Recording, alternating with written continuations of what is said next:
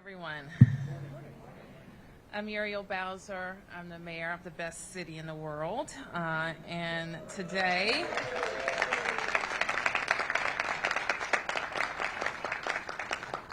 we are at the most beautiful public library in the world. I want to thank Rich Gavlin and the entire DC Public Library team for welcoming us again to the Martin Luther King Jr. Memorial Library in downtown Silver Spring, downtown Washington, D.C.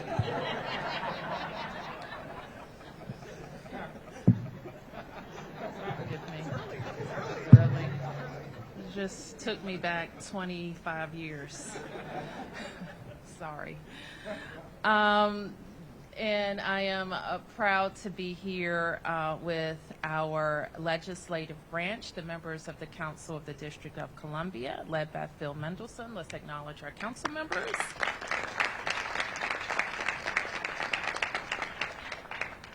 And as we do each year, I'm going to kick off today's presentation just with a few remarks, and then I'll turn it to our city administrator, Kevin Donahue, and our budget director, Jenny Reed, who will walk us through the presentation. But before I make my kind of opening remarks, Chairman, did you want to speak? Yes. Thank you, Mayor Bowser, and thank you everyone who is here and my colleagues. This is the start of a 70-day process where the mayor presents her budget, and the council beginning next week will have hearings on different elements of the budget as we move forward to a final vote, which will be on May 30th, I believe. Our schedule is on the council's website. We received the budget today, and I was kind of joking with a few folks that we will argue about when we get the budget books, but we will have the budget today. On Friday, the mayor, as has been our tradition, will present before the committee of the whole the budget and answer questions from council members. And I appreciate that you are doing that again, Mayor Bowser. Beginning next Monday, on Monday, March 27th to April 13th, the different committees will be having their hearings, as I said, on the different aspects of the budget, proposed budget. On Friday, April 14th, the Committee of the Whole will have what I call the big hearing on the budget, which will be on all of the legislation, the fiscal year 24 budget, as well as the Budget Support Act, as well as the supplemental budget, all the legislation. That's April 14th. And if any member of the public wants to testify, please go to the council's website to sign up. April 25th through April 27th, the different committees will meet and mark up their recommendations to the Committee of the Whole. On Tuesday, May 16th, the Committee of the Whole and the Council will consider for first reading the Budget Acts and the Budget Support Act. And on May 30th will be second reading on the Budget Act as well as on the supplemental. So that's our schedule, and it's an intense process. I know it's been an intense process, Mayor Bowser, for your staff. I've gotten indications from the city administrator it's been a very enjoyable and easy process. And so now it's our turn to go through the stress. And with that, I'll look forward to hearing your presentation. Thank you. Thank you, Mr. Chairman. So let me just say by now, and I've had conversations, and my team have had conversations with all of you about the tough choices that we are facing with this budget. And as I reflect on my time in elective office, I haven't seen these type of circumstances since I was a young council member following the last recession. Now, these issues are different that are causing these pressures, but the tough choices that we'll have to make are the same. This perfect storm involves the fact that we had a huge influx of federal dollars that related to response to COVID that are running out. We have had a slowdown in our economy, and now we're dealing with, we're seeing the first very serious impacts of prolonged telework on our commercial property market. So in short, I know we know what that means. It means that our resources are shrinking while at the same time our fixed costs are increasing. So in putting together this budget, we understood our top priority to be to right-size our investments and build a sustainable and resilient spending plan. We are proud to say that we are presenting the 28th consecutive balanced budget for the District of Columbia. We are proud that we can say that we can invest in our priorities and continue to balance our budget. We also know that our finances are strong, which is critical to our ability to respond to this perfect storm. And so that is a result of our very careful and responsible financial practices in this government that we should all be proud of. But we also know that we can't take it for granted. So what you will see as you dig into the details of the budget is that we build on investments that are part of the foundation that we've laid over the last several years. We have made big investments, but also struggled to fill positions in some cases that are important to all of us. We are investing in attracting the workforce necessary to realize the goals of the very important programs that make up our previous budget. We also look to eliminate programs that we deemed not a good use of taxpayer dollars. And I know this is important to you, Councilmember Parker. We're also building on our legacy initiatives from last year that focus on closing the racial wealth gap and keeping long-term Washingtonians in D.C. And with this budget, we are also making much-needed investments in our downtown. You've heard me say, and I'll repeat, it's the economic engine of our city. Last month's revenue estimates were a sobering reminder of how urgent the work is to bring back our downtown and ensure that we have the vibrancy that contributes to our great capital city. And anyone who goes downtown during the week knows that we don't have the vibrancy that we had prior to the pandemic. Office vacancies are nearly doubled pre-pandemic levels, and unlike other downtowns across America, ours faces a unique challenge, and that's the impact of federal leasing. The federal government owns nearly a quarter of our downtown office space or leases it, and so 15 years ago, the federal government's outsized role in our city allowed us to weather the worst of the Great Recession. And now we believe, is impacting how we come back from COVID. But we also know that we cannot rely on the strategy only of bringing back workers. Our downtown is forever changed, and the strategies that we put in place has to focus on how we mix uses and mix people in our downtown.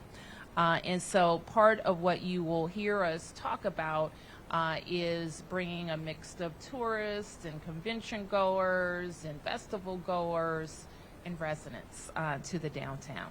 And we know when we have that great mix of workers and other people and uses and activities in the downtown, we will put our city on a more sustainable path. Right now, for every 10 downtown workers, there is one downtown resident. Other neighborhoods, which were much more resilient over the past 3 years, had a more balanced mix of resident to worker. And the ratio in Union Market, for example, is about 1-to-1. And so 7 days a week, you see people working and shopping, dining, and supporting our local businesses. So this budget will contain more funding we will propose to you for the downtown for housing and downtown program that was approved last year. We also modified the program based on your feedback and expect that the updated program will yield about 90% of the 7 million square feet of new residential space that is needed to help us meet our 15,000 person goal in the downtown in the next 5 years. This budget is also focused on people. It's about making sure we have the right people working in the right programs. It's about keeping people in our city and keeping them safe and healthy. It's also about addressing the spectrum of mental health needs that people in our city are dealing with. That includes everything from treatment for substance use disorders, to programs that help our residents deal with daily anxieties. So we look forward to this discussion the next 70 days. I have also had the same discussion with my cabinet that many of them have not been in this situation before with the declining revenues and increasing costs. And they have been very focused, as the budget team has, in making sure that we're advancing the right programs and mix of services for our residents. And they will be looking forward to discussions during your budget hearing. So now with that, Mr. Chairman, I want to turn it over to the City Administrator and Director Reed to go through a few slides, and then we'll be happy to take your questions. Thank you. Good morning, everyone. So Director Reed and I will alternate going through the slide deck. We've been here in past years, and what we've typically done is jump right into the exciting new investments. The chairman made a comment about how fun it was to go through the formulation process. So we thought we'd spend a few slides giving you more context than we typically would give before we jump into the individual areas of new investment. So I'll sort of start with just at a very high level, and on the first slide, what you see is that this budget does focus on the long-term growth of the city and DC's comeback. The past 3 budgets, really, we've been talking about how we respond to and then recover from COVID-19, how we utilize federal aid, and to a large extent, we were effective in getting through the pandemic. We have lowered unemployment rates, we brought jobs back, and most importantly, we help residents get through it with their lives and their families intact. But the long tail of COVID we see, as the mayor pointed out, in the form of both high inflation and the long-term effects of telework. So the FY24 budget that we call the Fair Shot budget acknowledges these economic realities that we face, and we prioritize the most critical investments needed to make DC a place for people to call home, do business, and to visit. So to walk through some of the challenges of where we started and how we got here, Director Reed will walk through what represented the budget gap that we had a few weeks ago and some of the actions that we took to close it. Then we'll go into some of the investments that we've made that are very exciting for the city. Great. Thank you, City Administrator, and good morning, Chairman and Council members. So as the City Administrator and Mayor have mentioned, this was a very challenging year for budget formulation, and that's really driven by 2 reasons. One, our resources are shrinking. We all saw the February revenue estimate that showed about $390 million of revenue loss across the financial plan.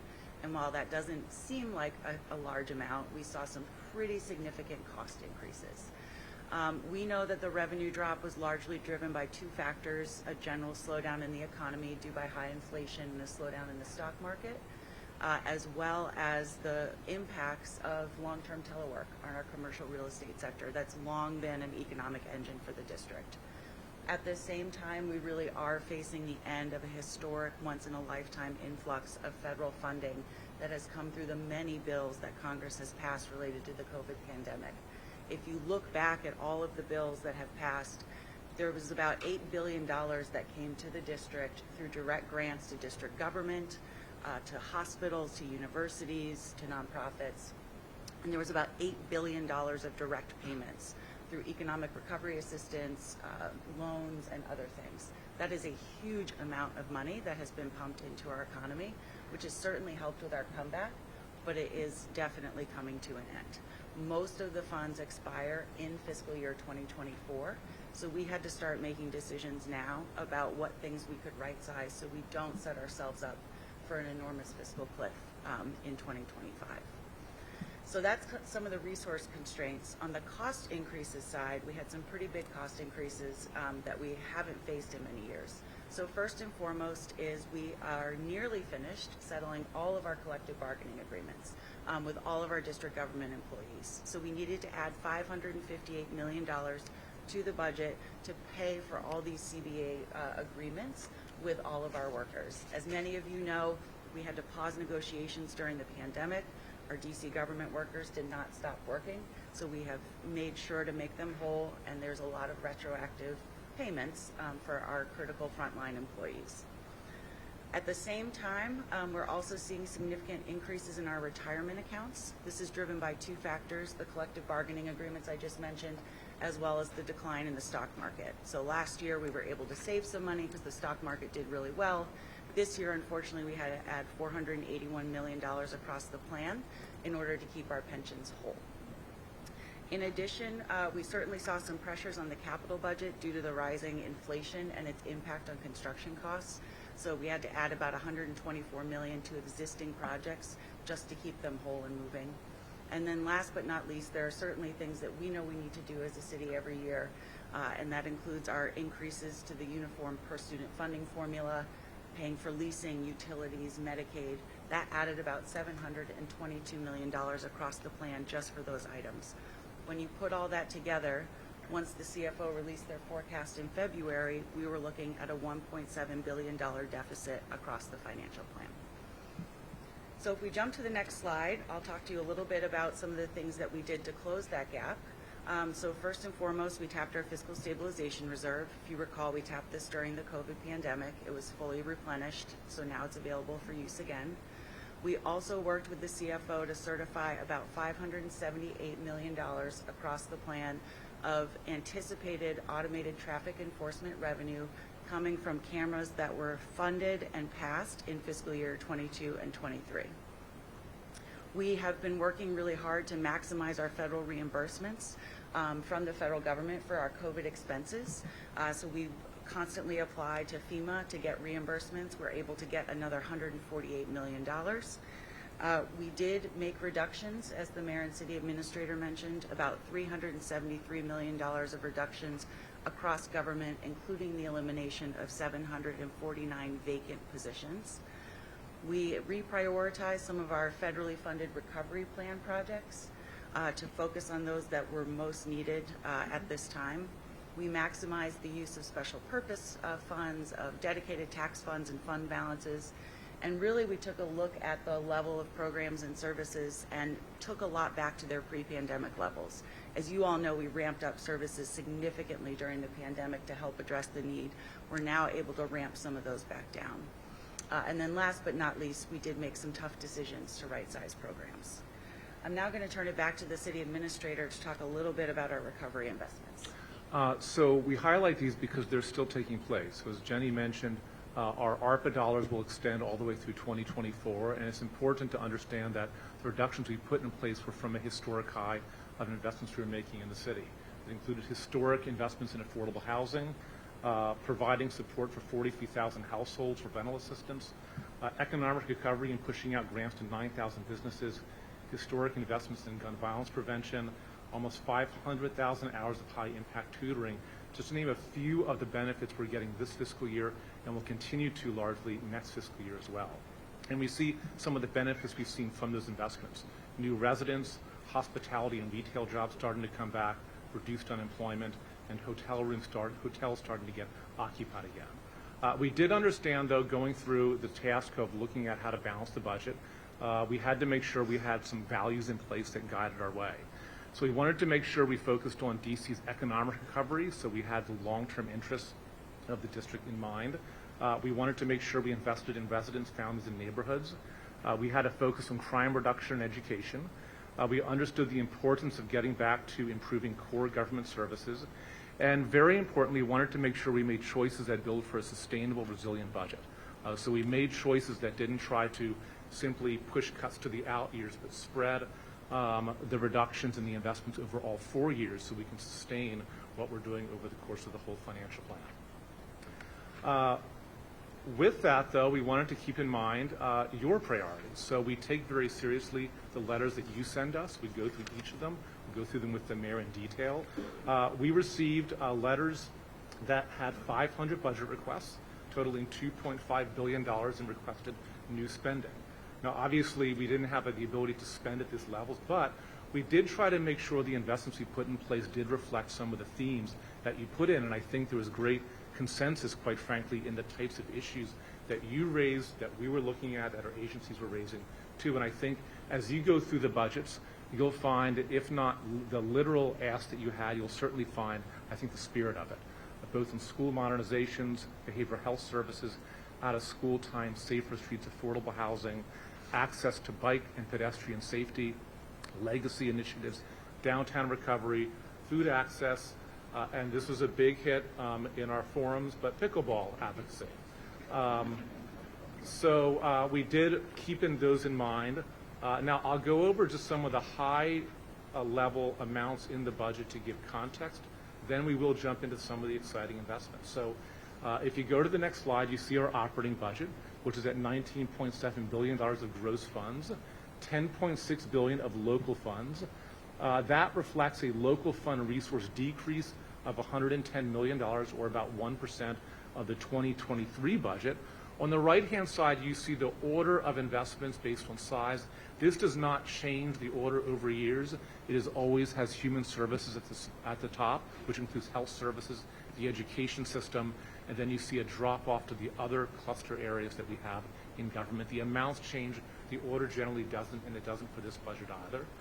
And then if you look at the capital budget, you also see at the very high level, we have a $10.3 billion 6-year CIP. Now this reflects a 5% decrease from last year's approved CIP, so a decrease of about $600 million over the course of those 6 years, due to the fact that we have reduced spending, therefore reduced borrowing capacity over the financial plan. But the order of investments and the prioritization hasn't changed over the years. It still places a priority on core infrastructure and operations, our public education system, public safety and justice, economic development, and health and human services. So that gives you some context for how we bridge the gap we faced a few weeks ago after the February revenue estimate and what the total amounts are. Now we will go and just spend a few slides jumping into some highlights of what you'll find in terms of new investments. Thanks, CA. So I'll start off with some of the investments that we're making in DC's comeback. As we go through each of these slides, you'll see at the top of the slide what we are currently investing in. So just a reminder of the things that we are already doing in this fiscal year, and then we'll talk about some of the new investments that we're making in FY24. So of course, we're focused on making sure that we can attract residents, jobs, and visitors to the district, and so we have several investments to help us do that. First and foremost is our housing and downtown tax abatement. So we know that we need to get more residents living in downtown. The mayor talked about some of the numbers earlier. And so we are proposing to increase that tax abatement from $6.8 million a year to $41 million a year starting in FY28. The difference that will make is we expect around 1,300 units of housing in downtown if we kept it at $6.8 million a year versus 7,900 units that we think we can achieve with the $41 million tax abatement. There's also some programmatic changes that we have made to make this more attractive so we can really start to unlock that potential. In addition to unlocking downtown, we also know that we have parcels of land throughout the city that are underdeveloped that we can put into good use. So the capital budget includes $79 million to unlock Fletcher Johnson, Poplar Point, and to bring a full-service grocery store to the East Capitol Gateway. We're also investing $9.8 million to fund improvements at Farragut Square, similar to how we did at Franklin Park. And then we continue to invest in our commercial property acquisition fund and our Great Streets and Small Business Funds. If we jump to the next slide, we'll talk about what we're doing in education. So currently, as you know, one of the largest shares of our local budget is spent on our DC public schools. So we're spending about $2 billion right now for our students in DC public and public charter schools. We will propose to add another $145 million to those schools' budgets in '24 for a 5% increase to the uniform per student funding formula. We will also add $116 million in FY24 to fund increases for our teachers in DC public schools through the collective bargaining agreement with WTU, as well as increased pay for public charter schools. That will not be done through the UPSFF, but it will be done through a separate fund that we can go into more details later. We're also really excited that we are going to begin implementing on the mayor's vision to make after school free for all. So similar to My School DC, we're going to start to plan for My After School DC. So a $5 million investment is going to help us build capacity as well as the technology needed to ensure that parents have access and children have access to those slots in our public schools. We are also making sure to carve out a portion of that funding to make sure that the capacity for students with disabilities is met during that expansion. Continuing on that theme, we are increasing early childhood education options for students with special needs by adding $6.8 million to increase 100 slots for early child care and 100 slots for out-of-school time. And then last but not least, before I jump to the next slide, we heard from many of you in your letters about raising the child care subsidy, and we are proposing to raise the child care subsidy rate from 250% of the federal poverty line to 300% of the federal poverty line, which should help another 2,100 families get access to these critical services. Jumping to the capital investments, we continue to make significant investments in our schools and our school facilities. So we have $110 million continued investment for Center City Middle School, $77 million to renovate and expand the new MacArthur School in Ward 3, $35 million to renovate Winston Education Campus. Of course, we're going to continue on our PACE progress and continue to put more schools in the CIP that are in need of modernization by adding Excel, Beers, and Bruce Monroe at Parkview Elementary. We also heard from, I think, every single council member in your letters the need for small capital repairs at our schools, HVAC, roofs, playgrounds. So we are proud that we are investing $90 million across the CIP to make these critical investments. You will see increases in HVAC, in athletic fields, in roof repairs, as well as investments in locks and hardening software. So if we jump to the next slide, I'll turn it back over to the city administrator to talk about recreation. So I'm going to start on this slide actually with the green box at the right-hand side. We did make investments to try to open up opportunities and access to keeping cool. So we have $1.9 million to allow for Ballou High School for the pool to be open to the public and provide janitorial services for all the outdoor pools and DCPS pools. $5 million to do a splash pad refresh across all 8 wards. We also have funding to replace Rosedale Pool and $12 million for funding for the Rumsey Aquatic Center modernization, as well as $6 million for funding for Walter Reed Pool. Now on the left-hand side, I'll highlight just a few things in the new budget. There's $900,000 for enhanced security sites, and enhanced security services at DPR priority sites, which is a priority recommendation from the DPR director. We have $1 million to support operations of DPR facilities set to open this year, including the Millen Community Center, J. Evans Therapeutic Recreation Community Center, Stead Park Rec Center, and Anacostia Rec Center.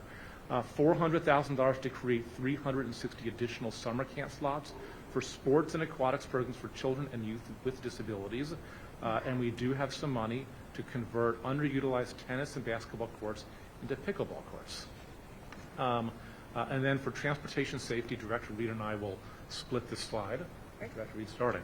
Thank you. So I'll talk about some of the investments that we're making in transportation safety and mobility. This was another theme that we heard consistently across all council members. So as I mentioned, we're maintaining the $7.4 million investment for the installation of 342 ATE cameras. These were passed and funded in prior year budgets, but will begin installation this summer. We'll also be providing an increase to DMV of about $13 million to support the processing of those tickets. We're investing $258 million to redesign roadways and improve traffic safety. That's our streetscapes. So this includes 5 existing projects, 3 of which are on our high injury networks, and 9 new projects, 4 of which are in our high injury networks, including Georgetown, North Capitol Street, Bladensburg Road Northeast, and Eastern Avenue from Kenilworth to Southern Avenue. We are also adding $19 million a year to deploy the temporary and permanent traffic calming measures that we know our residents ask for, including continuing the $3.6 million a year for infrastructure and safety improvements around schools. You'll also see in the supplemental budget, we are adding an additional $3.6 million to the existing funds in this fiscal year to allow DDOT to accelerate that work. And then we are adding $5 million for our new TSI 2.0 program that's trying to target the traffic safety improvements to where we're having the most crashes and injuries. We are also adding $2 million in the supplemental budget that you'll see to kickstart that program right away. We have $148 million to continue to rehabilitate and improve our trails all across the city. $36 million to continue to build more protected bike lanes, expand our capital bike share fleet, and add those new e-bikes that I know many of you rode earlier this week. And then $114 million to continue building our bus-only lanes and other bus priority treatments to make our bus service travel faster and more reliable across the city. And I'll turn it back to the city administrator to talk about a new initiative we're also launching. So you'll note both on this slide and on an earlier slide when we talked about the revenue that a significant change in the Mayor's Vision Zero initiatives is rolling out operationally new ATE cameras that were funded by the council in the past couple of budget years. So they'll go from about a base of about 140 cameras and add an additional 342 cameras around the city. The deployment will be based on where we have the highest crashes and fatalities. But we do recognize the need to look at two things. One is to be able to make sure that this program has a real practical effect on creating safer streets. And second, to recognize the real inequities that occur when you have a flat fine structure for individuals receiving fines that may have very different incomes. So by mayor's order, the mayor is creating a task force to look at traffic enforcement equity and safety with these dual goals in mind of understanding how we can balance real equity concerns around cameras, but also recognize that we have to make sure the cameras have the intended policy effect that we have, and that will be kicking off later this week. Turning now to some of the legacy initiatives around public housing and legacy initiatives for allowing district residents to remain in D.C., you will see increases to the HPTF fund to bring it to $100 million, which is where it has been pre-pandemic. You'll see increases to the heirs property services to allow those in position to receive property or receive inheritance to be able to navigate the legal and tax ramifications of doing that. You'll see increases in down payment assistance through HPAP, increases to the single family rehab program, and $1 million to be able to allow 100 additional families to be part of the Strong Families, Strong Futures initiative, which provides direct cash assistance to families. For D.C. Housing Authority, the notable investment we'll see is $115 million to rehabilitate and modernize public housing units that are managed by the authority. This includes investments that will include making sure properties that are currently vacant or occupied are brought up to repairs, prioritizing repairs around HVAC, electrical, plumbing, and roofing, allow for fire safety systems to be repaired when they are broken, looking at enhancing security systems, and focus on mold remediation and early childhood asthma risk. This reflects the request of Director Donald and will be based on the independent assessments done of the condition of different housing units. Now, turning to public safety on the next slide, the mayor's budget will fully fund the Second Chance Amendment Act for criminal record sealing. It will also include a number of investments that will be vital to improving the safety of the city, including launching, at long last, a new DC paramedic school. If you've ever gone to graduating classes for Fire EMS, our DC residents are often EMTs. Paramedics often do not come from DC because it's very hard to get a paramedic's license. So we will start a DC paramedic school to do for paramedics what we've done through the cadet program for EMTs. We'll also have $277 million to build the new annex to the CTF. That will be essentially a new jail, allowing us to close the CDF entirely. Now, importantly, in the capital plan, what you'll see is we've moved about $30 million to the next 3 years of the CIP to allow for there to be a full planning, design, and then we trued up the construction cost to reflect what the assessment is to be able to build that, so we can have shovels in the ground for that facility by the end of 2026. And then for MPD, you'll note a budget that funds every position that Chief Conte believes he can hire for.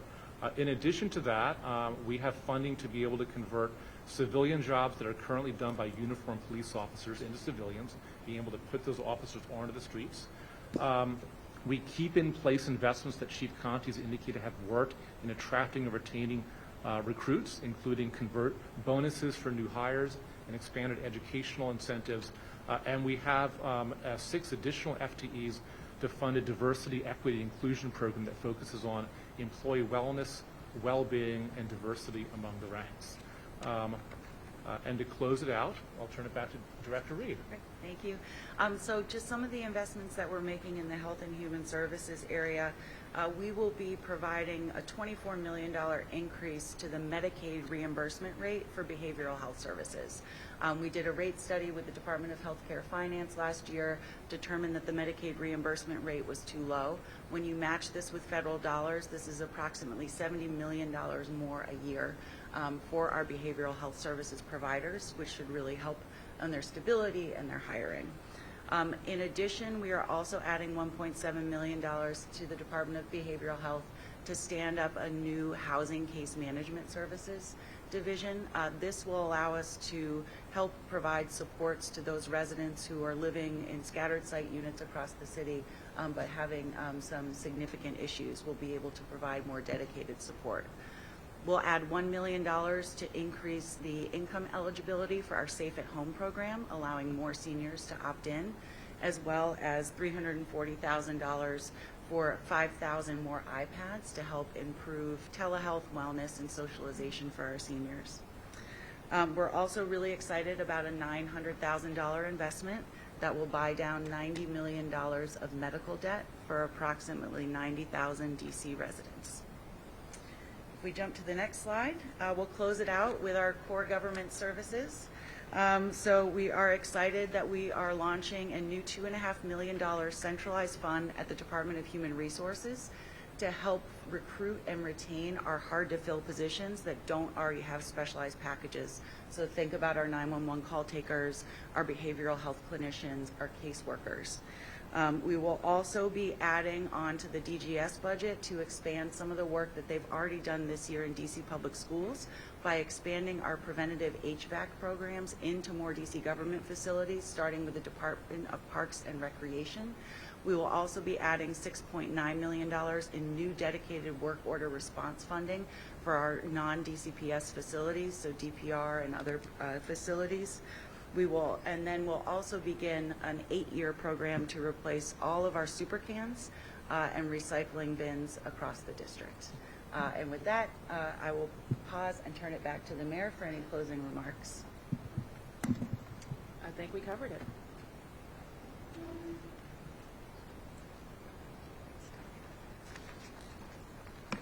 Chairman. Oh, my turn.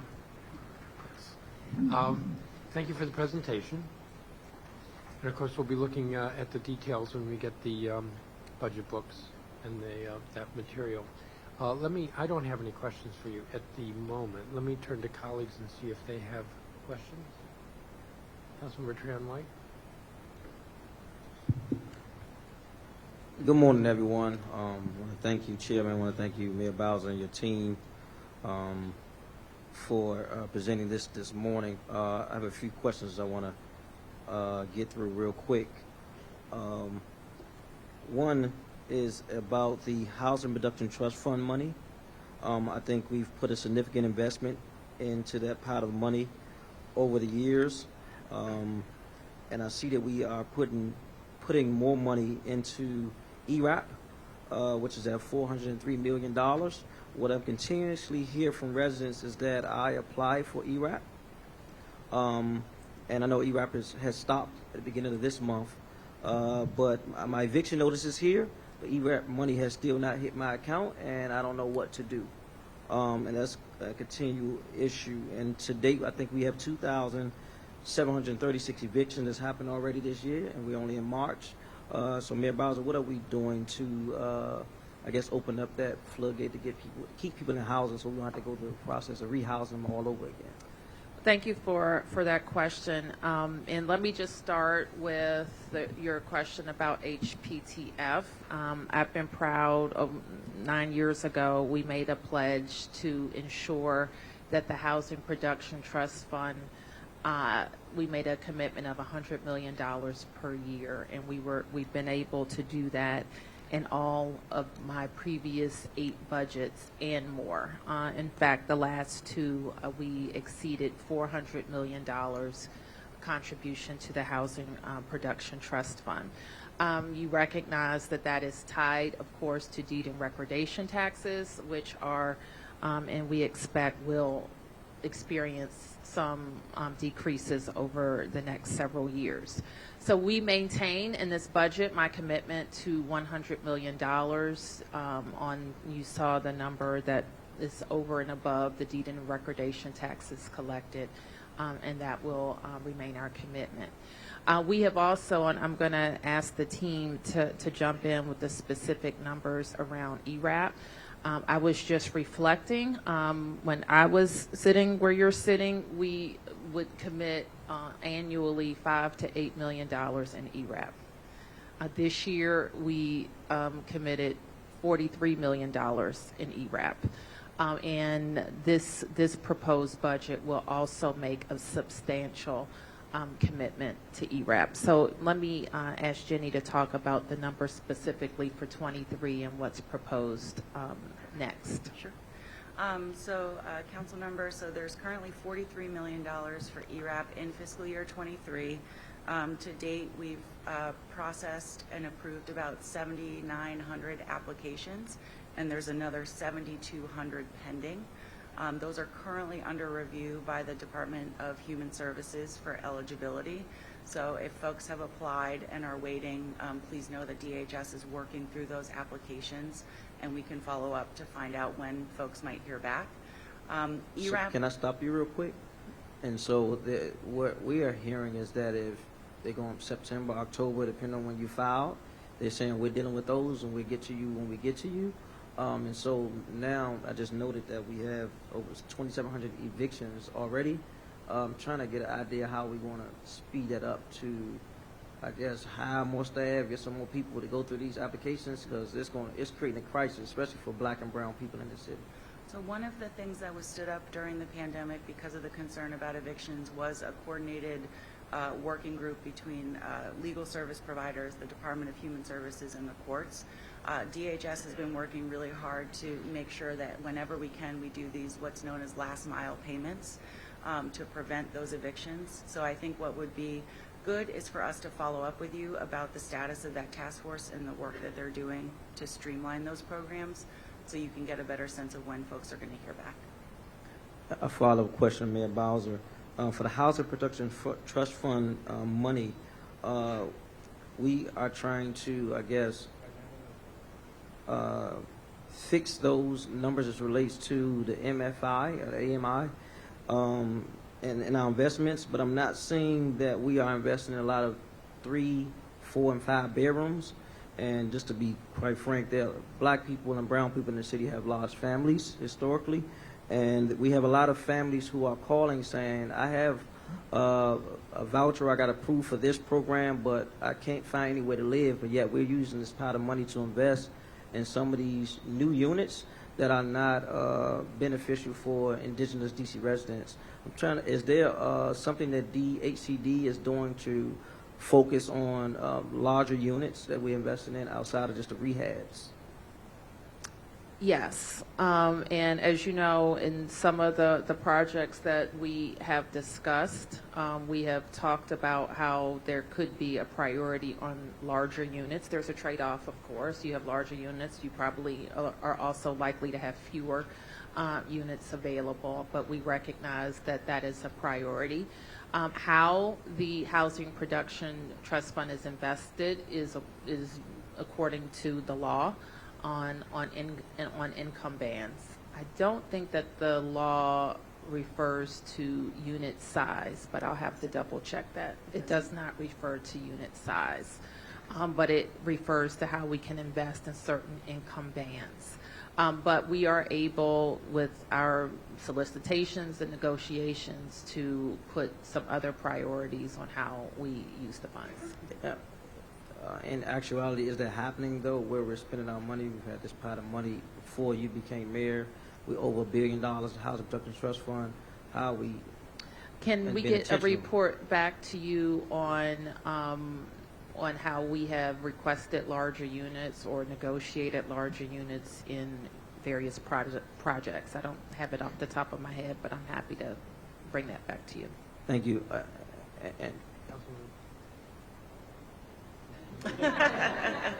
20 more minutes for the rest of the council. Your last question. all right, crime is through the roof in the city, and I can talk for 3 days about this. But I wanted to focus on the recreation centers. We have intentionally focused on building more recs in the district, especially east of Anacostia River. We haven't, not one of the recs is built yet outside of the one built in Furby Hope. And we're getting pushback saying that they're delayed. Fort Bragg was delayed. Anacostia is being delayed because the price of construction, which was in 2018, 2019, is different what it's going to be in 2023, 24, 25.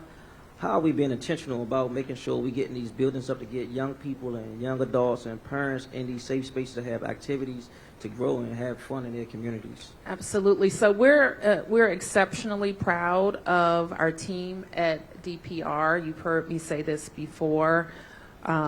They were front and center, figuring out innovative ways even during the pandemic to make sure we opened our doors and kids of all ages had an opportunity to be in a safe recreation space.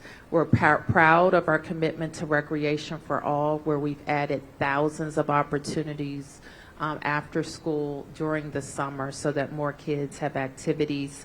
I hope you recognize too, and families recognize, that we've also changed our process for kids applying for summer camp so that it can be more thoughtful, more of a system that families are used to with My School DC, and a lottery system for camp. So we've done those things.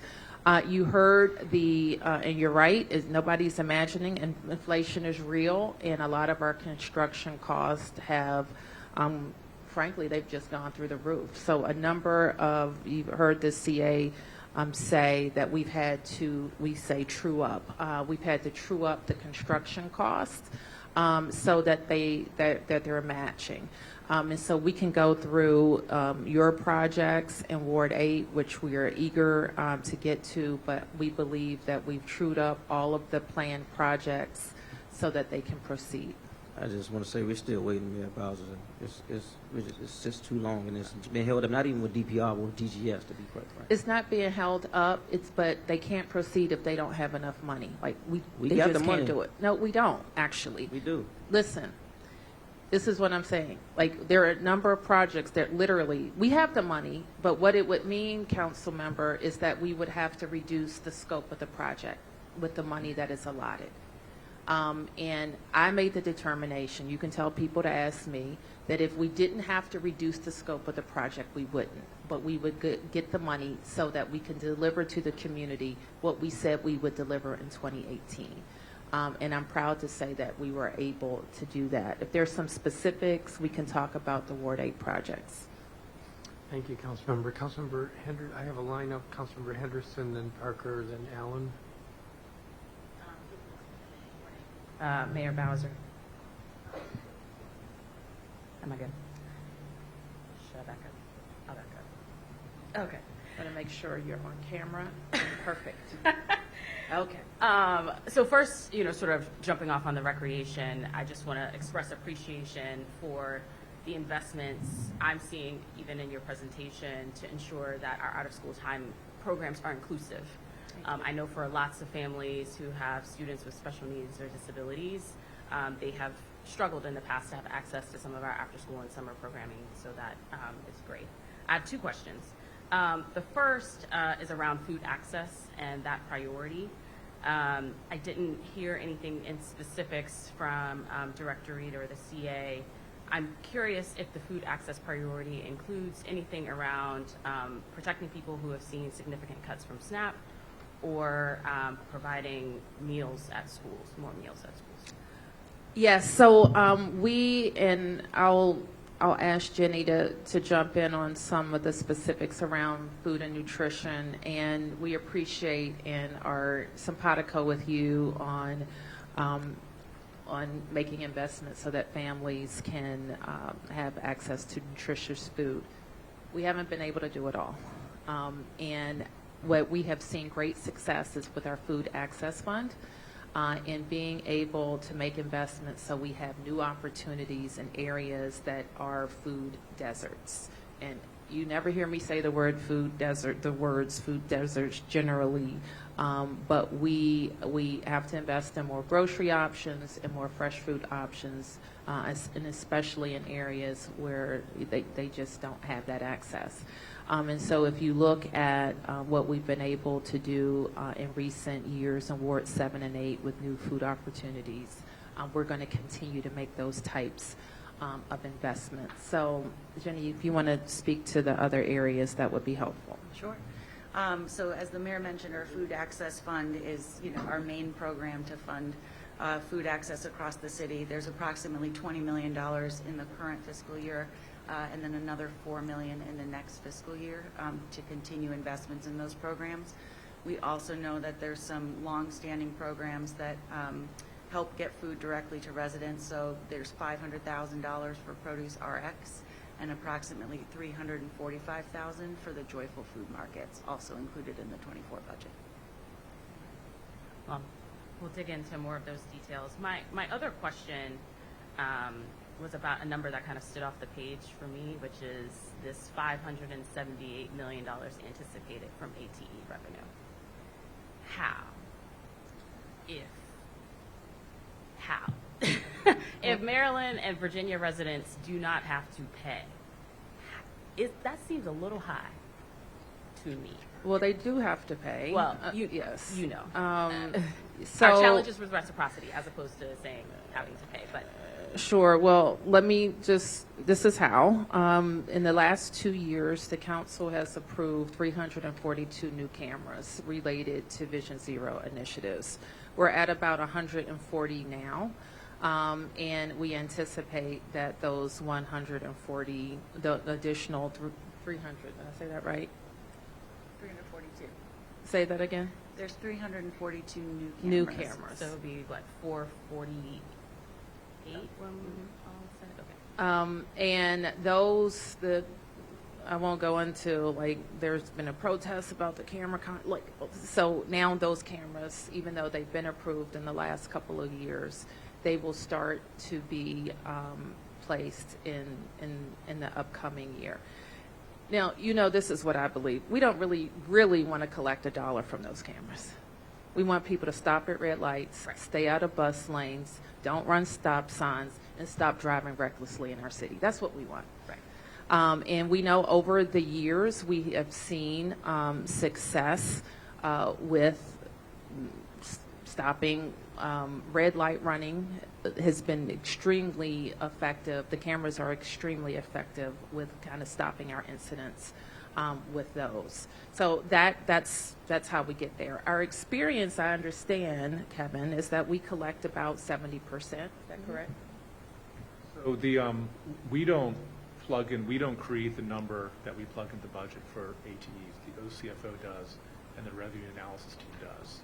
And I'll let the CFO go into detail, but they factored in both existing payment rates, which are not 100%, payment rates that are different for out-of-state drivers, as well as, if you look at the financial plan, backloading that to allow for there to be a ramp-up period throughout 2024. And I'll let CFO Leesworth go into any more detail about how those estimates were generated.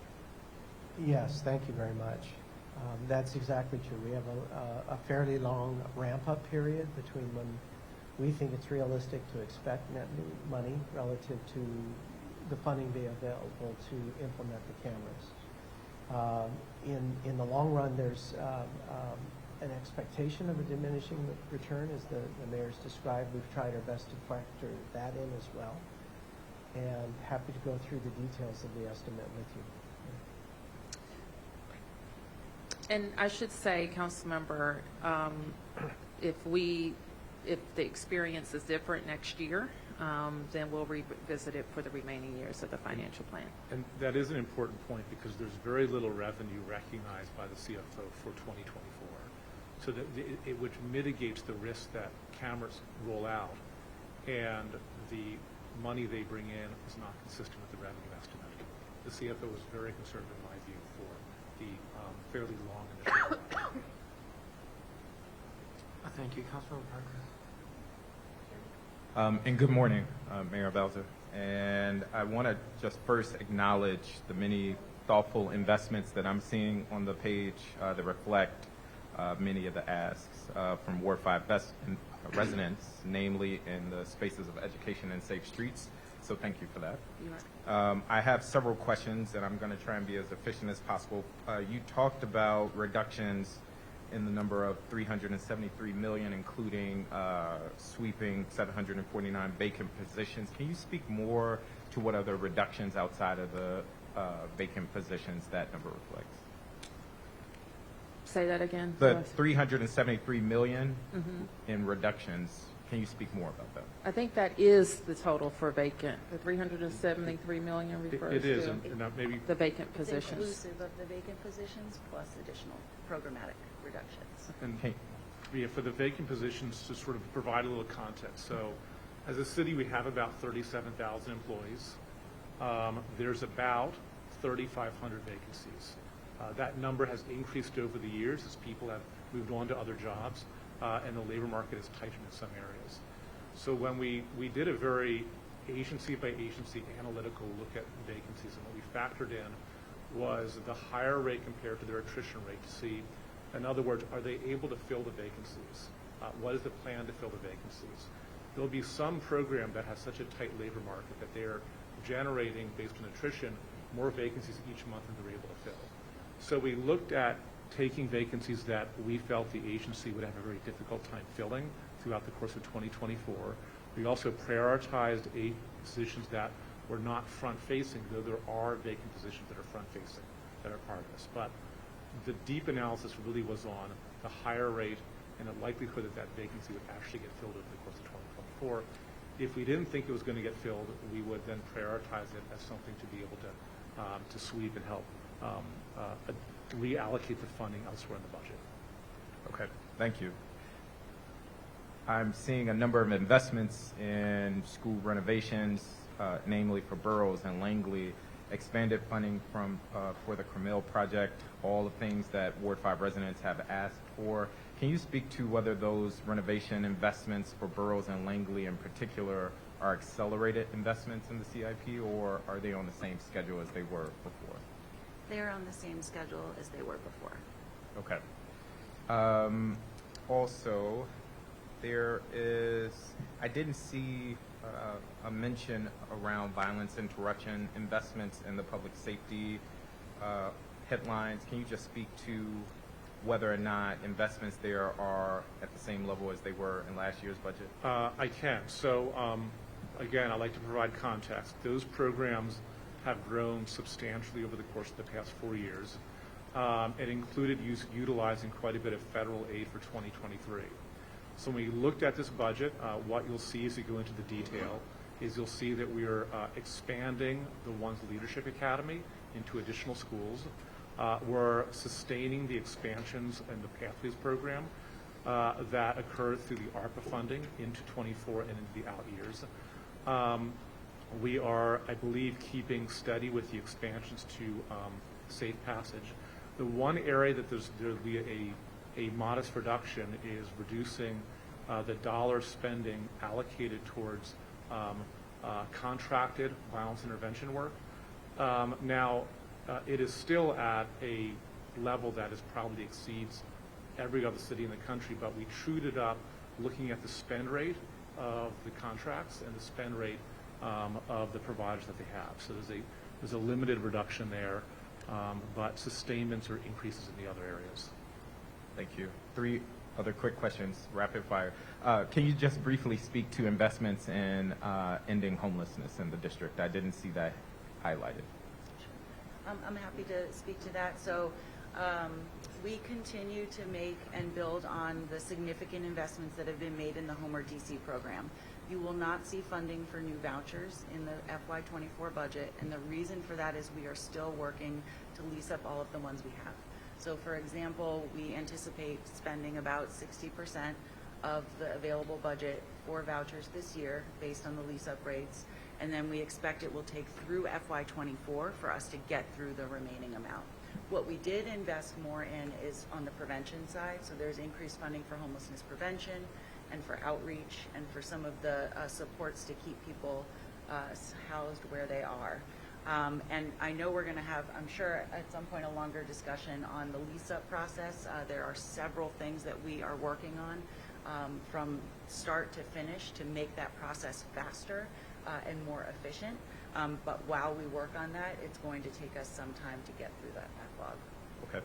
Mayor Bowser, again, thank you for the many traffic safety investments. Are you willing to work with DDOT and WMATA to help expand bus service in Ward 5, namely on the New York Avenue corridor? This is one of the things that we advocated for in our budget letter as well, just expanded access. I don't know.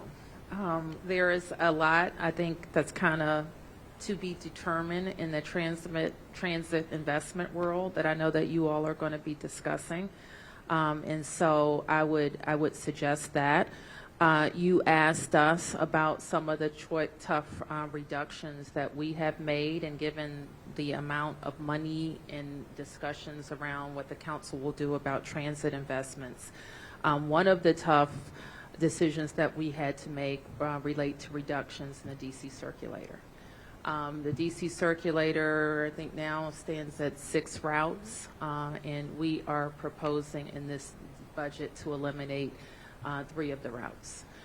So new service, I think that we have to have a discussion, and I know that you all are having a discussion about how the city will make transit investments. Okay, last question.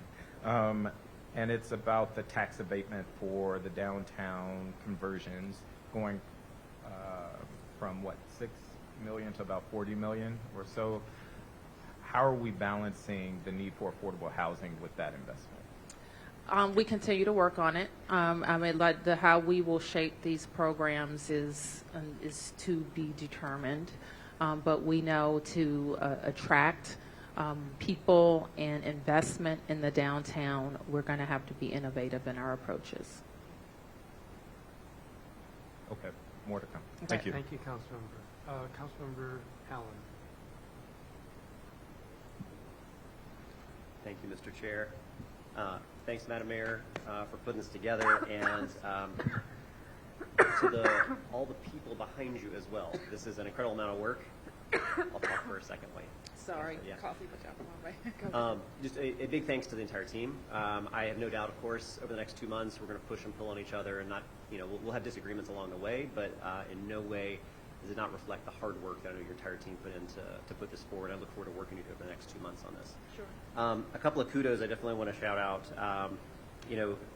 For my Ward 6 neighbors, I know I appreciate recognizing the inflationary costs increasing to true up the cost for the Southeast Branch Library is needed and necessary, but I appreciate you doing that. A lot of our school modernizations that are coming forward, specifically I want to call out the Pennsylvania Potomac Avenue intersection. That has been a major project with DDOT. That was an ask that I had made, so I really appreciate seeing that funded in the budget. Continuing the support for the H Street Bridge that we've got to move forward with, as well as some of what are new investments in the R.H. Terrell and Northwest 1 Library and Rec Center, where a community is going to need to have a lot of these supports. So I really appreciate those elements there. And I will echo what some of my colleagues have talked about with the out-of-school time funding. That was an ask, and I advocated for that, so really glad to see that investment there made. I had a couple of quick questions. One, I'll just kind of leave as a little bit open-ended. One of the things I did not see in the presentation, but I have a hunch is in there somewhere, I didn't see us actually speak much about our investments in climate, our energy and environment spaces. How is this budget, how is your budget looking to prioritize the resiliency and sustainability that we need to invest in? So thank you for that question. So one investment that you won't see in the budget, but we are currently working with DOEE, who is using some of their fund balance from the Renewable Energy Trust Fund to be able to fund the energy audits that DGS needs to do for all of our DC government buildings to understand what kind of energy efficiency improvements need to be made so that we can start to meet some of those goals. We also invest a small amount of capital funds in DGS, about I think $5 million, to be able to begin some of those energy retrofits that will be needed.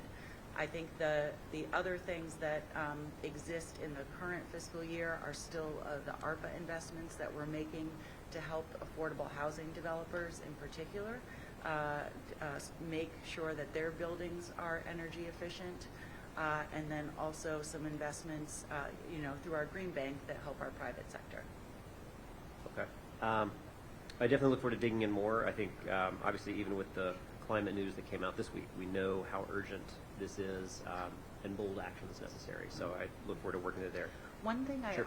I'm sorry, just to add, is we continue and we're implementing the composting pilot through DPW right now. So it was a little bit of a late start, but it is fully underway. And what you'll see in the budget is us forwarding some money from this fiscal year to the next fiscal year so that we can complete that work.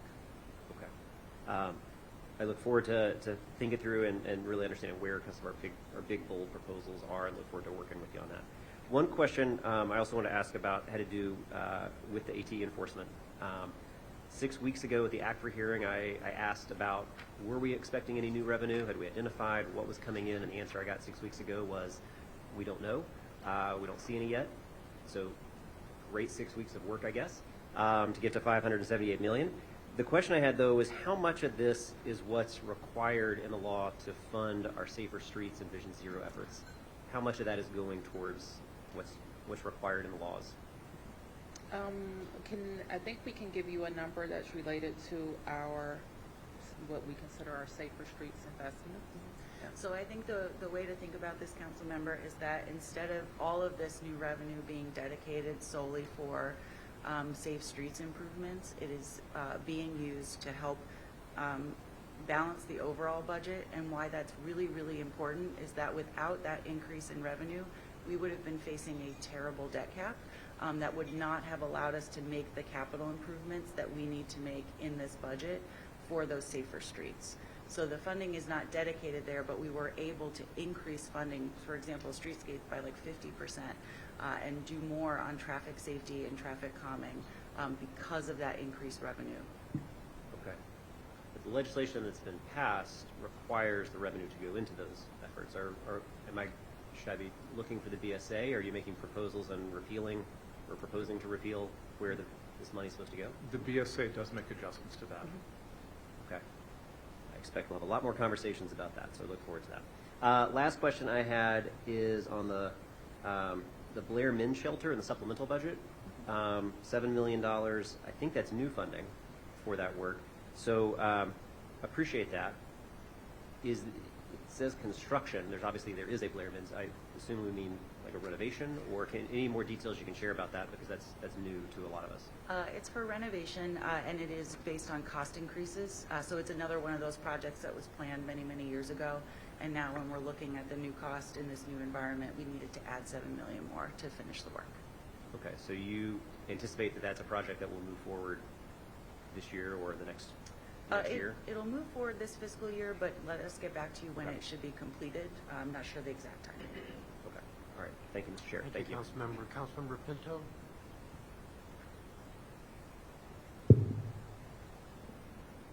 Sure, that was. Good morning. Good morning. Thank you so much, and congratulations to you and your team for the presentation of this budget in a difficult and different year than we've seen in the last several years. I do want to ask 3 questions about some important topics and priorities that I know we share. The first around public safety. City Administrator mentioned, I believe, that there are enough funding for as many positions as Chief Conte can hire. Can you elaborate a little bit on what that means, what the plan is for, what the proposal is for hiring both for sworn officers at MPD as well as civilian roles? Sure. So it remains, as you know, a very difficult hiring environment at MPD, both related to just the difficulty nationally in recruiting, and then there are unique features in DC that can make it difficult to recruit someone into DC. So there's funding for, I believe, about 270 new recruits. That includes both cadets and new hires. The reason why you may not see a line item for that is because MP is also losing officers. So they're losing officers at a rate that would not require us to provide additional funding to MPD to hire in every position that they can. The largest investment that we're making in MPD around personnel is actually the full funding of the recently negotiated and signed CBA agreement that allows for MPD to offer higher starting salaries, a retention differential to get a salary increase if they choose to stay deeper into those years when they're closer to having their pension vest. And the incentives that are in place now that MPD has seen are working. So we sustain all of that, and obviously fully funding the CBA provides additional incentive to be able to allow the chief to recruit officers. Okay, and is that 270 number for sworn officers only, distinct from the civilian? Correct. Okay, how many positions for civilian officers do you think we'll be able to fill with this proposal? Well, they're not officers. It would be converting, civilianizing. I may not be saying this right. Yeah, so Civilianization effort. we're taking, we're providing 18 additional civilian positions to MPD that they will utilize for functions that are currently done by sworn officers. They can then turn those officers back into deployment on the city streets. Thank you. In terms of downtown recovery, I am very enthusiastic to see this increased investment so that we can build a resilient downtown. And one of the things that we've learned over the last several years is that these projects are expensive. And so incentivizing these conversions proactively is really important. Just wondering if you can elaborate on, you mentioned, we included pieces in this package to make the projects more attractive, what some of those pieces were.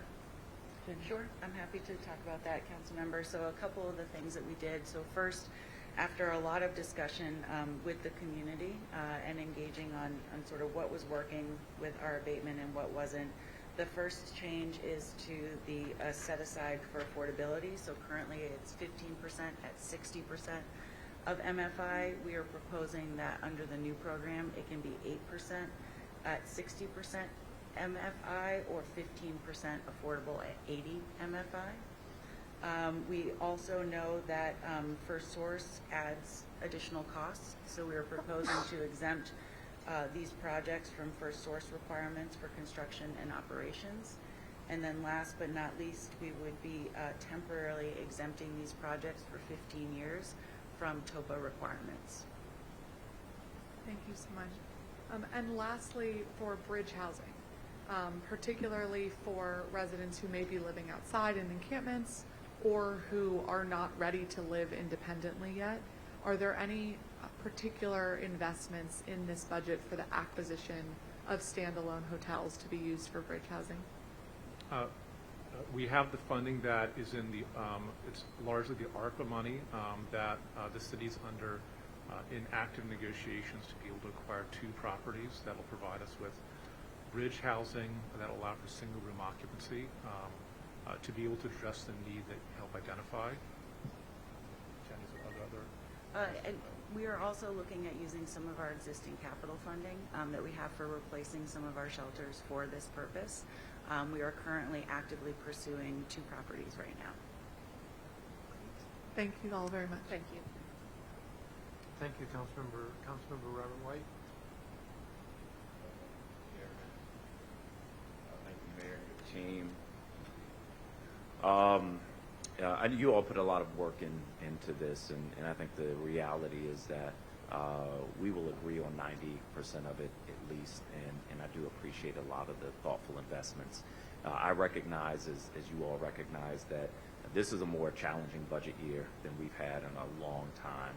So how I'm digesting the budget, and we're just starting to see glimpses of it, is asking myself, what upstream investments should we be making to prevent downstream costs? There are a couple of places where I see what I would characterize as underinvestments in upstream issues that will, I think, likely have a significant impact on us in a few years.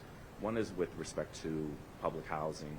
The $115 million investment, I'm assuming this is not $115 million in the upcoming fiscal year. Is that right? It's across 2 fiscal years, council member. Okay, across 2. So we have a work order backlog of 10,000 issues in public housing. We have 2,200 units that are offline because they need a substantial amount of work. And if I divide this amount by the 8,084 units we have, we're talking about $30,000 per unit. I'm having trouble wrapping my head around that. That's to say nothing about the acres of property and other infrastructure needs.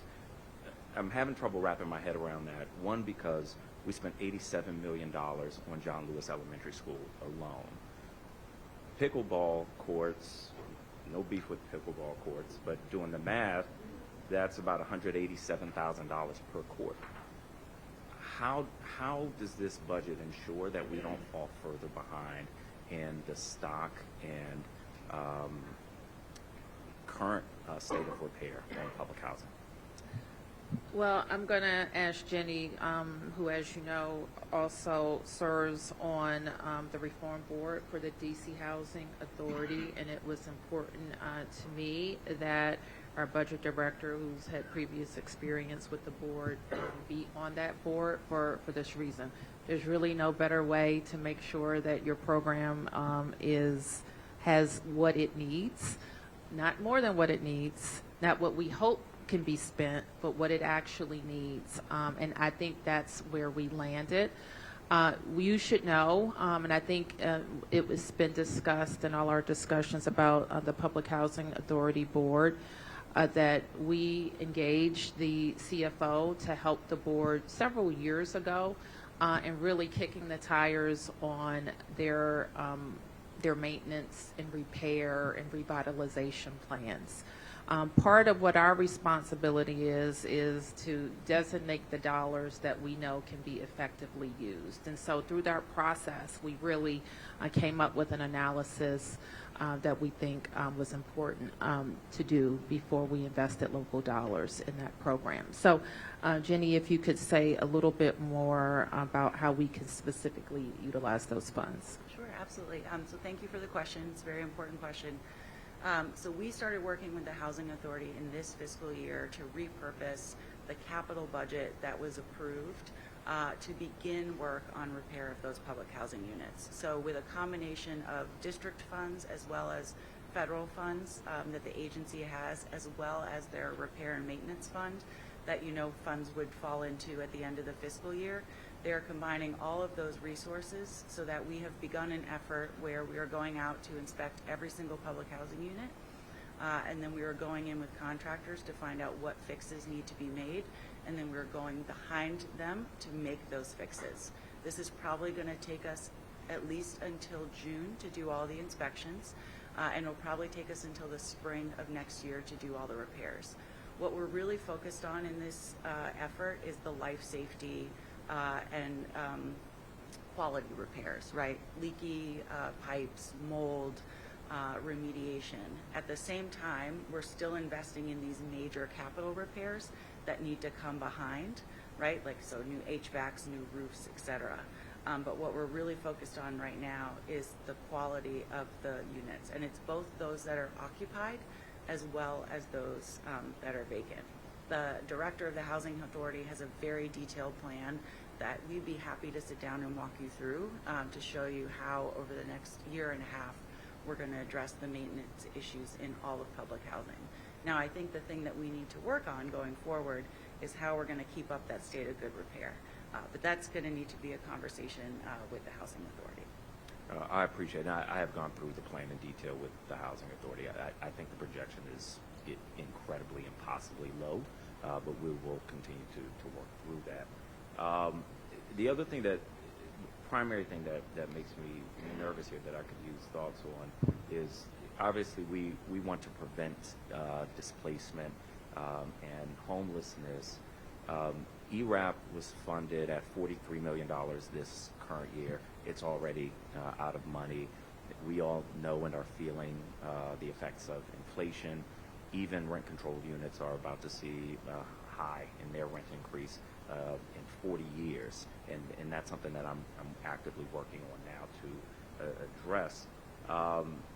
So we see really a perfect storm of issues, and I'm trying to understand where our prevention efforts are in terms of funding. So ERAP, we're at $43 million this current year. I'm not clear on what the ERAP funding level is in the proposed budget. And it looks like we are reducing the annual investment in the Housing Production Trust Fund, which is the primary tool that we use to build affordable housing. So if you could help me understand current year numbers for ERAP and Housing Production Trust Fund and the numbers in the proposed budget. ERAP, Jenny. ERAP in the current fiscal year is $43 million. In FY24, it's being brought back down to its pre-pandemic level of $8 million. Thank you. And Housing Production Trust Fund? Housing Production Trust Fund is about it's about $350 this year. It's going down to $100 million next year. These were some of the unfortunate tough choices. We're putting $100 million into the Housing Production Trust Fund? We're putting $31 million of local funds to get the HPTF up to $100 million. The 70 or so before that is what's funded through deed recordation and deed transfer taxes. My last question, page 17 on the slides, the rental assistance through Family Housing Stabilization Program. Can someone explain what that is and what we hope to accomplish there? Sure. I think you're referring to the $42 million investment for the Family Rehousing Stabilization Program. So this is a program that offers short-term 12 to 18-month assistance for families in paying their rent.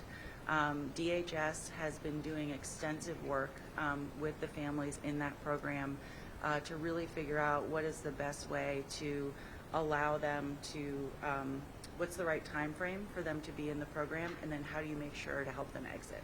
So we paused exits during the pandemic, and we have not started them up since while we worked on these reforms. So what you're seeing is a significant increase in cost while we work to work with those families to develop appropriate exit plans, and then clarify what the timelines and the rules are so that families come in knowing what to expect. So that $42 million is to keep people who are currently housed, add new families in as we work towards the new program reforms.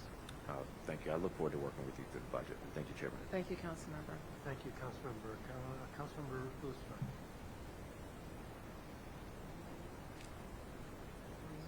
All right, good morning. Thank you, Madam Mayor, Budget Director, and City Administrator, and all that are present here. Congratulations on putting this together. I want to follow up around maintenance. I am grateful to see our growing investments in facilities maintenance. $14 million for preventative maintenance for DCPS HVAC is amazing. $4.5 to expand HVAC preventative maintenance in non-DCPS facilities. DPR is excited about that. $6 million to support strengthening our schools' classroom safety hardware, which we've talked about a lot, and your team has worked on greatly about that. And the $6.9 for dedicated work order response funding as well, and that $90 million for small DCPS small capital, I think is going to go a really long way. So really excited about that.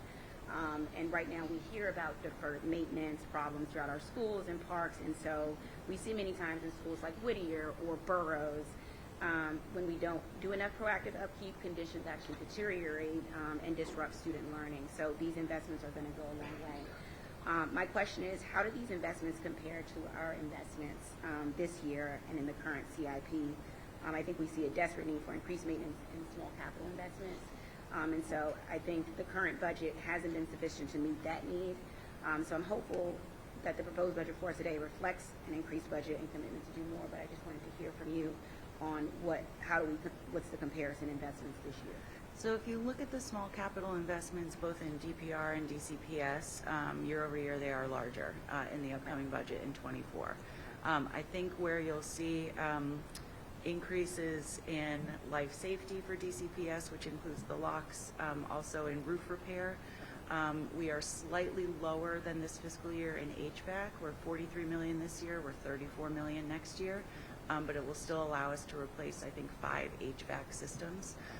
So that's an area where we continue, even throughout the year, as money might become available, consistently looking to reprogram so we can get more of that work done.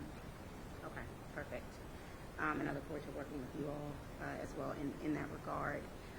I know this has been brought up, but I want to just pin this down on the ATE revenue funding.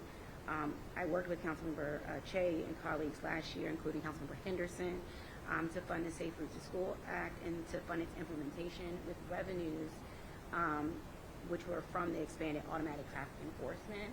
And the TSI 2.0 program isn't responsive enough to the traffic safety needs of Warford residents, so I think we need much more.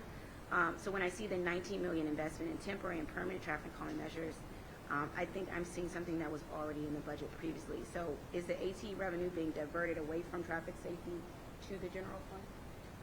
So the AT revenue is no longer dedicated specifically to traffic safety. We have made significant investments using the overall resources into traffic safety. So the 3.6 million for safety infrastructure around schools continues in FY24, but we're adding another 3.4 million in this current fiscal year in the supplemental budget to expand that effort. But Councilmember, if there's some specifics about the safety investments that you're interested in, we'd like to walk you through where they are exactly. We feel pretty good about being able to use the federal infrastructure dollars that are coming in to address dangerous intersections and roadways. We're using the streetscape dollars also and focusing them on dangerous intersections and roadways. You referred to the CT, that's not a budget issue, but it is an operations issue, TSI 2.0, focused on dangerous intersections and roadways. And quite frankly, we think that if we are, if we, with fidelity, focus on what the data tell us about where there is high speeding, lots of crashes, and fatalities, we will drive down those numbers. Okay. Well, I'm committed to working with you all. Thank you. I think we're all on the same page there. And I'm going to end on a passion area that everyone knows I'm going to say, which is Kennedy Street and our corridor, a legacy, as you know, as former Ward 4 council member and all Ward 4 council members along. As you know, our community sees that Kennedy Street has been an opportunity zone for development, as it marked as an opportunity zone, but in Manor Park and Brightwood Park specifically, where we have a high concentration of children in single-parent households or households with low educational attainment, families that have to travel up to a mile to get to a library, and we've had significant, obviously, public safety issues there. As we review and work on this budget, I just want to know if I can count on your administration's support for locating a new public facility on Kennedy Street, including a new public library and job center to meet our community needs and improve safety there. Well, we certainly want to continue to have that conversation with you, Council Member. I think when you look in this budget, you will find a lot of capital investments in Ward 4, which have been a priority for you, including schools, including right-sizing the investments so that those projects can advance. We heard a lot, for example, from the Ida B. Wells and Coolidge communities about the need for a cafeteria, which you will find funded here. We have given due consideration, of course, to your request for another public facility to be located in Ward 4 around libraries. This budget continues to fund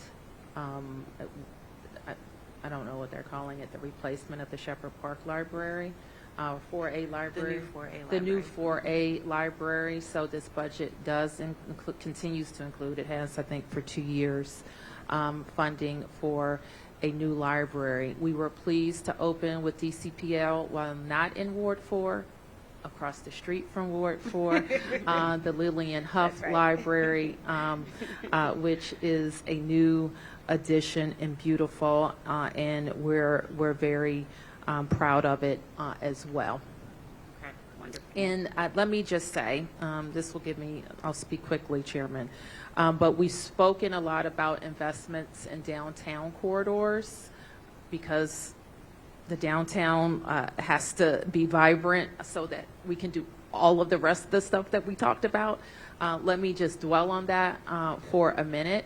When we see property values in our downtown decrease, you can see the pressure that it puts on everything else that we want to do, operations and capital investment. So we have rightly spent a lot of time talking about the downtown.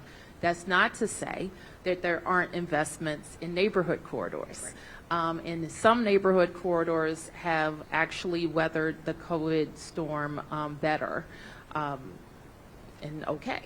And that's because of that residential mix. So I include Kennedy Street in our focuses on our small businesses, making sure that they have access to all of the programs that they need to keep and maintain their employees, grow their businesses, buy their buildings. And I know this is important to Councilmember McDuffie, that while it's not the biggest, that's not exactly what you asked for in terms of what the number is for commercial acquisition. Commercial acquisition is working. Our businesses are buying their buildings and turning their rent payments into equity for the business owner and their family. So we continue to invest in that. And I assure you, Kennedy Street businesses will be able to take advantage of that. The other thing that we fund here, that we propose, and I had conversations with Councilmember Nadeau about this, we think that we are also going to be able to pilot a program for streeteries, and that will be beneficial for our neighborhood corridors. Thank you. Thank you, Councilmember. Councilmember Fruman, and then Councilmember Nadeau. Thank you, Mayor Bowser, and your team for all this great work on this budget. A lot of hard decisions here. Now the ball comes into our court. We may make some different decisions, but really looking forward to working with you and your team as we move forward. Budget Director Reed, I want to take you up on your offer as you pass through the education investments, where you said the $116 million for teacher raises, and you maybe would talk more about that in the question and answer. So can you outline the mechanics of how that $116 million will be used for DCPS and for teachers in the charter sector? Sure, absolutely. So we are taking a slightly different approach this year. So as you all know, we passed an agreement with the Washington Teachers Union that we're currently in the process of implementing. We have allocated those funds to our workforce investment account, and we have also allocated additional funding for charter schools in the workforce investment account. It will not be exactly the same as what was negotiated with the Washington Teachers Union. So we will be providing the 12.5% COLA and the retention bonus and 1 year of back pay. There are other things that were included in WTU, like admin premium pay and some stipends for hard-to-fill positions that are not included. In order to receive those funds, charter schools will have to apply to OSSI. They will have to provide their school year teacher pay scale and post it publicly. They will have to provide details on how they will pay the 12.5% to their teachers and commit to timely reporting on teacher retention, vacancies, and effectiveness. After we get through this and we're able to determine the allocations, we will then go back and put it in the UPSFF. The reason that we did it this way is we know that the charter teacher salary is not necessarily the same as the DCPS teacher salary. So that 12.5% will be on their actual salary rather than just assuming their salaries are the same as DCPS teachers. Okay, thank you very much. There's a couple of investments in Ward 3, and when I get the books, I'll know the answers to this, but I'm impatient. So there's $5.5 million for Foxhall Elementary for planning, and I wonder, is that in addition to the dollars that are in the budget to build the school, or is that replacing those dollars? It is, we're shifting, and we think that the current context allows us to shift our construction of a new elementary school for Ward 3 to later in the capital plan. So what you see in those numbers is planning in the out years in the CIP for a new elementary school in Ward 3. And you also see investment, a larger investment in the new high school in Ward 3. But, so then it does replace? It does replace. Okay. And then the $10 million for Stoddard Elementary, I believe there was $20 million for Stoddard Elementary. Is this in addition to that $20 million, or is this also a replacement investment? This is maintaining the existing investment, so it's just the investment in '24 to complete the current project. There's no change in the current project. And the same question on Deal. I see $11 million for Deal, and I thought there was more than that for the addition of Deal that was in the budget. Is that a reduction, or is that? It's the same issue where it's just there was funding earlier in the CIP, so this is just the investment in '24 and beyond, but no change to the project. All right, thank you very much. Thank you, Councilmember Herman. Councilmember Nadeau.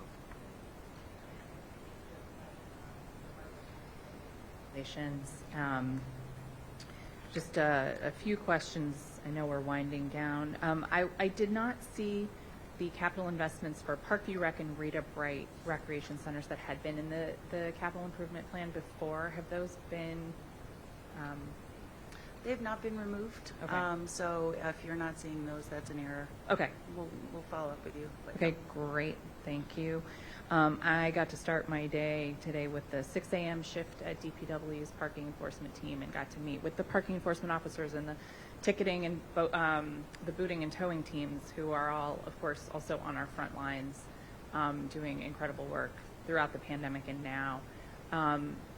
I wanted to talk a little bit with you all about workforce. You have to make major, you had to reduce FTEs that were vacant, and that's going to have an impact on all of our workforces. I want to ask about DPW in particular, because one thing that the employees there are very interested in is their pay grade. They've been working, trying to get their pay grade increased. What is the context for that in this situation? Are we doing any of that sort of thing right now, and how will DPW workers be impacted by the reductions in staffing? We can go agency by agency, and we did go agency by agency and went through the process to articulate, even before we get to Friday's hearing, of what exactly the reductions are within DPW around vacancies. Again, our analysis looked at whether we thought the positions were even to be filled in FY24. We do set aside funding, and I believe it's in DCHR, for a citywide central pool of funding for agencies to be able to utilize, to be able to make innovations that can increase their hiring as well as increase retention. And I'd have to get back to you on the pay grade question. Okay, yeah, I think DPW has something like 91 FTEs cut. So, there was an emphasis in the presentation about the things that we're doing around public safety. One part of that is well-deserved and needed, I would say, recruitment strategies for MPD, recruitment and retention strategies. DPW is very much at the front lines of safety as well, but in a different way. And also they are people who are at risk. So I want us to be thinking together about how we do these wellness programs, across our workforce, and not, and retention programs as well. Likewise, there was funding for the Aussie Educator Wellness grants. I think the federal funding has gone away, but the ask was for $750,000 in this budget. Is any of that in the budget for our teachers, who are also on our front lines and helping?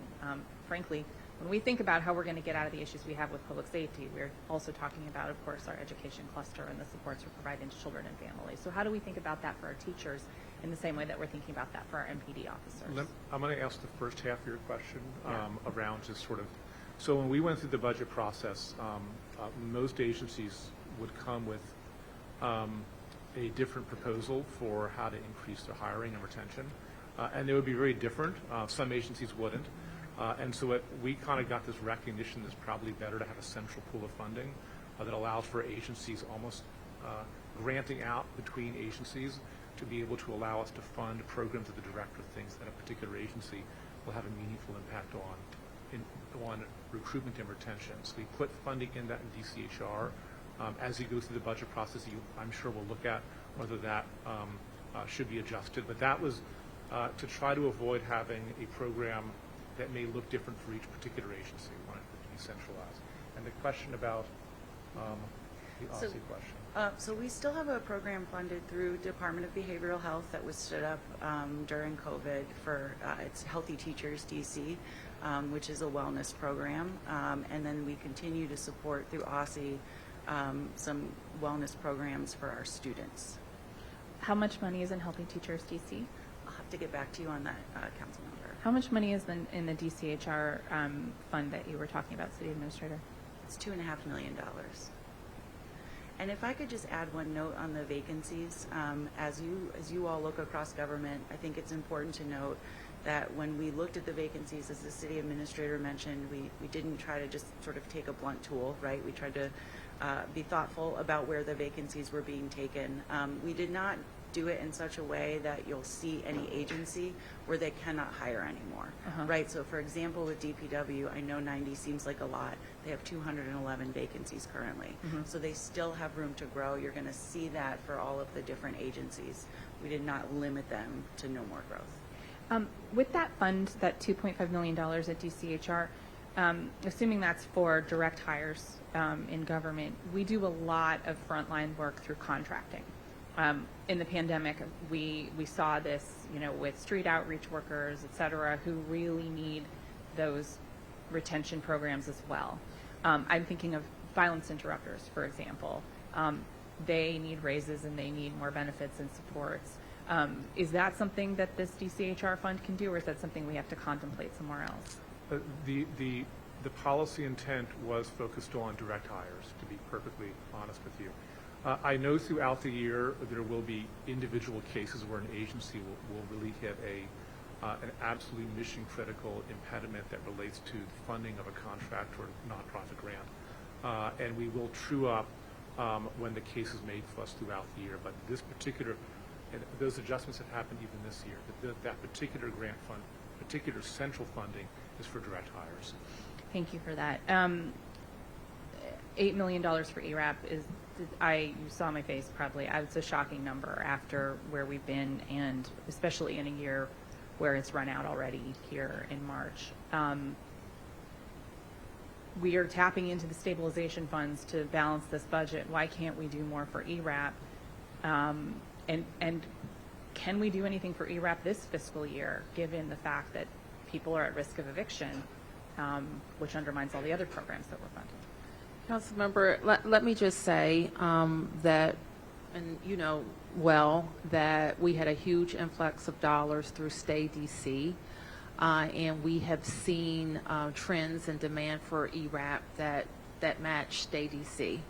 And just like we're doing with other investments, we have to get back to the spending that we saw pre-pandemic. And in some ways, we think it matches the true need. So the kind of the change in our system post-pandemic includes the moratorium of that the council passed going away.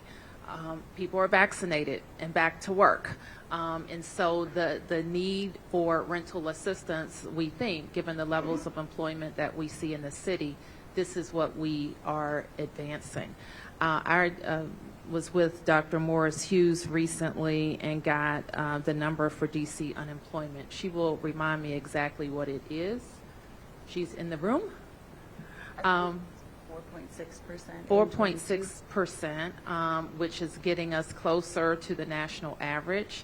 And what was especially a prideful moment for us is that our levels of unemployment in Ward 7 and 8, and someone correct me if I'm wrong, but for the first time, both are below double digits. That's right. Okay? Thank you. So this is my point. We're not in the pandemic anymore. We have historic levels of employment in the district. And we have to get back to to where we were in terms of true emergency assistance. And not to saying we're coming off of state DC, people have relied on a fund, and make sure that we're helping people who are truly in need. Thank you, and congratulations. Those really are very important. Congratulations to milestones. all of us. I guess I don't want to keep at this, and we'll have plenty of time to dissect the budget, but this government, the district government, not your government, Mayor Bowser in particular, but this government has never been realistic about how much is needed for ERAP, and it is, $8 million is not going to be enough, so we're going to have to keep talking about that. I got it. So, and finally, I want to ask about the choice to tap the stabilization reserve fund, which feels drastic in some ways. And I understand the constraints that we were under this budget year, but it seems like those same constraints are trends that are likely to continue in the next few years. How do we know it's not too early to be tapping these funds? I think you ask a good question, council member. I think that we need to make sure that we are looking at all of our available resources in order to really begin to right-size this budget. The impacts of the cost increases as well as the impacts of the revenue declines are significant. I don't think we've seen a $1.7 billion deficit in quite some time. We are tapping the fiscal stabilization reserve in this fiscal year, so we will also begin to repay it this fiscal year once we do the year-end close. So we're not necessarily saying it will never be available in the future. In fact, we'll start replenishing it this fiscal year. And let me just say, council member, we spent some time talking about the vacancies that we are eliminating. We could have eliminated more, but through a careful analysis about our hiring and our needs, we decided not to. You will note that there are no filled positions affected either. We could have done some filled positions, but we did not think that we were in that position. So the choice to tap in to that reserve was not taken lightly, but it also allowed me to be able to make those two comments. Understood, and I know that that's been a point of pride for you throughout your administration, that you haven't had to cut existing positions. Are there any revenue raisers in this budget? And I don't count the automated traffic enforcement because council had already done that. In any revenue raisers?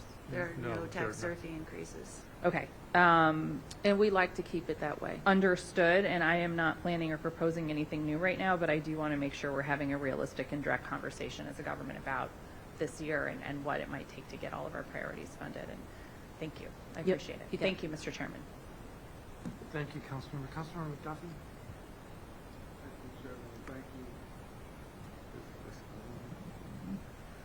Thank you, Chairman, and thank you, Madam Mayor, and your entire team for presenting this budget and putting together. I know a lot of tough choices made to get to this point where we are today.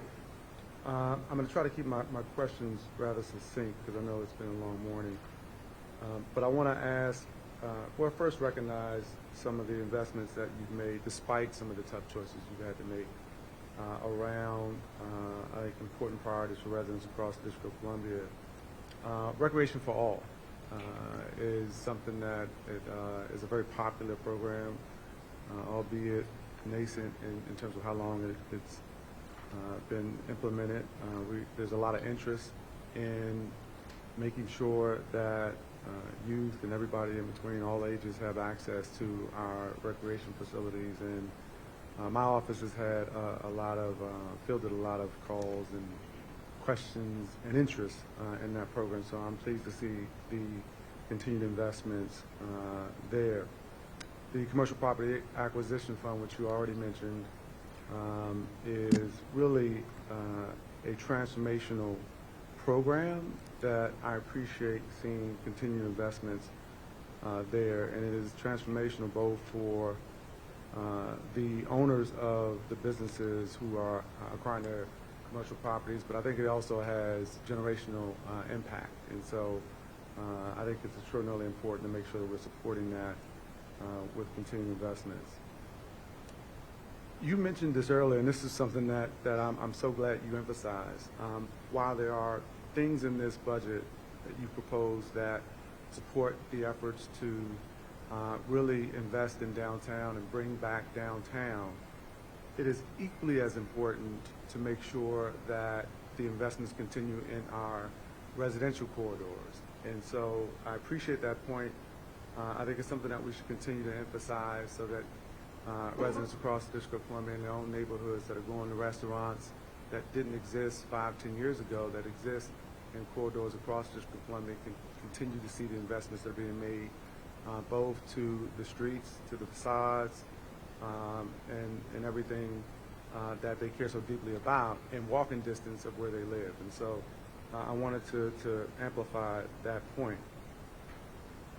I also want to amplify something that came up in a meeting I was in recently with some Ward 7 residents around investments in Fletcher Johnson and East Capitol Gateway. They had some anxiety, I would say, around when this is really going to, I think, get the sorts of investments and start to see the progress that they have been longing for in that community. I talked about the bills that we had passed last year around eminent domain, and so I think it's important that they hear and see that there is money in this budget to support the priorities that they've been raising and the economic development activity that they sorely need in those communities. Public safety, I don't want to be redundant because my colleagues have raised a number of important issues around public safety. I will note that it has been one of the top issues that stakeholders in the business community have raised when I asked them what concerns them most. What are they talking about amongst their peers and their workers? And it is, public safety. And so when I look at the slide that you presented and hear the conversation around, I think it was 270. Is that the number of officers? Of new officers. New officers. And then it's 18 additional staff, civilian staff. How exactly will that impact the ability of MPD to patrol and have visibility in areas downtown and other places where people don't feel safe? And we want them to feel safe in order to come and spend their money and support the revenues that we need. Councilmember, let me just kind of start by saying we appreciate your support for hiring the police officers that we need, and we hope that we can continue to have that support. We will, of course, have to hire safely and hire what we can and try to battle against retirements and resignations from our officers. So having said all that, what I would say about more police presence in the downtown, and I think this has been the council's intent for several years, is that we need more presence, but it won't necessarily be police. Because in order to do that, I'm taking police out of Ward 8 or Ward 4 or Ward 5. Like the downtown and Ward 2 are going to certainly have its fair share of police resources. But I think we also, again, as I believe has been the council's intent, is that we have to look at other non-police personnel to have that presence. Well, I really appreciate that response, actually, and this is something that I've tried to emphasize when this comes up with people who I think default to police as the only option in ensuring a safe environment, and I think there are other options that include non-police. And so I'm really pleased to hear that and look forward to working with you and the chief and others to make sure that people in those communities know that they are going to have a safe environment so that they can live, work, play, and raise their families. And what the chief would emphasize, if he was sitting here instead of me, and I'm sure he will later, about all the great work that our officers are doing in the downtown, our police are in the downtown, our special task forces are working on specific issues in the downtown. They're doing special deployments with some of our business communities members, especially our large destination locations in the downtown. So be assured that the men and women of MPD are on the job in the downtown as they are in all 8 wards, except there are a lot fewer of them. And it's just the fact. The numbers are what they are. And so we need people to pitch in. That includes our private providers, like our downtown bids. It even means, building personnel that have, whether they're government or private, that can provide some presence. It means, as the council member suggested, we have been able, in locations throughout the city, been able to put together task forces of DC government personnel that have been pretty effective in our nightlife areas. So there are a number of different things that we will continue to focus on, including in the Ward 1 and Ward 2 council members, for example, brought up specific areas that we think need expanded behavioral health support. So we are trying to target those areas. I will emphasize, however, that frequently behavioral health support goes hand in hand with police support. So it's not one replacing the other. So that's the path we're on. Okay.